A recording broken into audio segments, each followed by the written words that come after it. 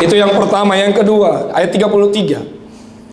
Dan ia menceritakan perumpamaan ini juga kepada mereka, hal kerajaan sorga itu seumpama ragi yang diambil seorang perempuan dan diadukan ke dalam tepung terigu 3 sukat sampai khamir seluruhnya. Yang kedua yang dapat kita pelajari, kita belajar dari perumpamaan biji sawi dan ragi. Hidup yang membawa pengaruh yang baik, atau hidup yang membawa pengaruh yang positif. Apa itu ragi? Ragi, saya mencatat dalam bahasa Yunani kata jume. Artinya ragi. 13 kali disebutkan dalam Alkitab. Ragi merupakan zat yang dapat menyebabkan fermentasi. Bahan yang sering digunakan sebagai bahan pembuat roti, bir, dan produk fermentasi lainnya. Itu ragi, Pak. Tapi tahukah saudaraku bahwa ketika ragi dicampur dalam sebuah adonan, maka ya adonan atau bahan itu akan menjadi lembut dan enak dalam pembuatan satu kue. Bapak Ibu yang dikasihi dalam nama Yesus, Yesus mengingatkan pada zaman itu supaya berhati-hati kepada ragi orang Farisi yang tidak membawa pengaruh positif tetapi membawa pengaruh yang negatif.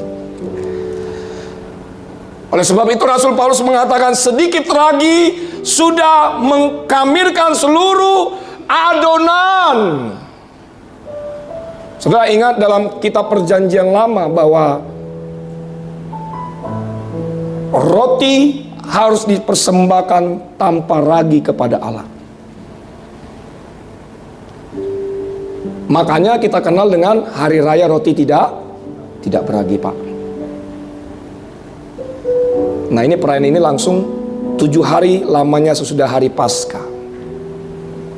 Ini juga diperingatkan di mana pembebasan bangsa Israel atau orang Ibrani dari perbudakan Mesir.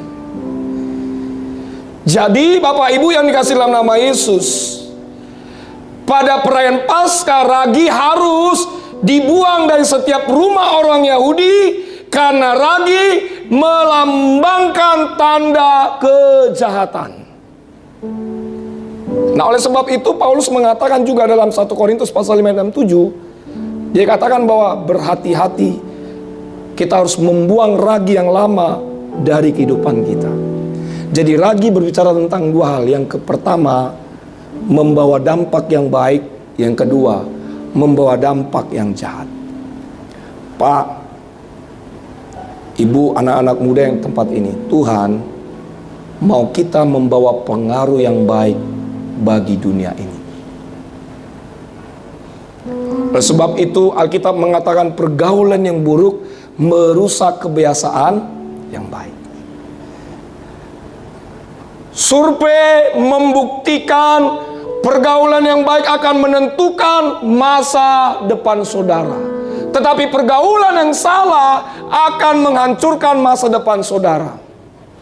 Coba saudara bergaul deh sama orang-orang narkoba, maaf nih, gak nyampe setahun pasti make.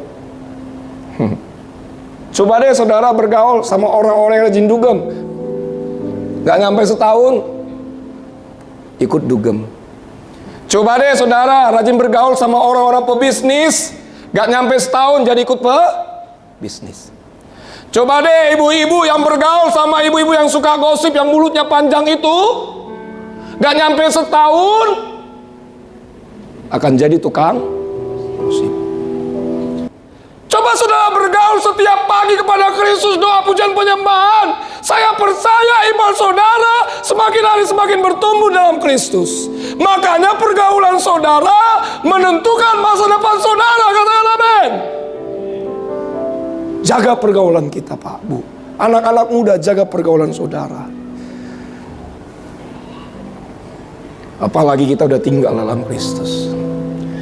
Kita menjadi saksinya Kristus. Jangan menjadi batu sandungan.